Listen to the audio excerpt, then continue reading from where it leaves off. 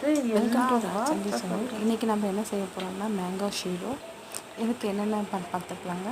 First பார்த்திங்கன்னா நல்லா பழுத்த மாங்காவை கொஞ்சம் நல்லா தோல் சீவிட்டு உள்ளே இருக்க ஃப்ளஷ்ஷை மட்டும் எடுத்து நல்லா மிக்சியில் போட்டு நைஸ் பண்ணிக்கோங்க.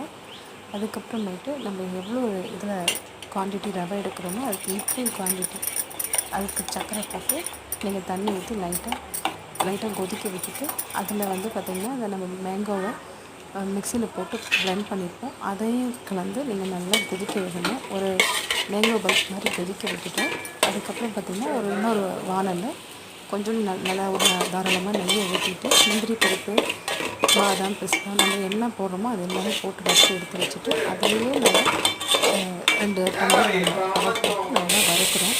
வறுத்த பின்னாடி அதில் எடுத்து வைக்காமல் டைரெக்டாக பால் ஊற்றி நல்லா வேக வச்ச பின்னாடி இந்த மேங்கோ ஷீரோ நம்ம ரெடி பண்ணி வச்சுருந்த இந்த பல்ப் மாதிரி இருக்கிறத திருப்பியும் இந்த ரவையில் போட்டு நல்லா நீங்கள் கலந்து விட்டுக்கோங்க.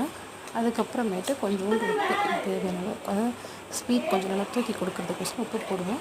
நான் என்ன பண்ணிட்டேன், ஏலக்காவையும் கொஞ்சம் சுகரையும் ஆட் பண்ணி அதிகம் மிக்ஸ் பண்ணி மிக்ஸி ஜாரில் போட்டு எடுத்து வச்சதுனால மேலே கொஞ்சம் ஏலக்காவையும் தூவி விட்டேன். அதுக்கப்புறமேட்டு முந்திரி அண்ட் திராட்சை 2மே கலந்து விட்டாச்சு.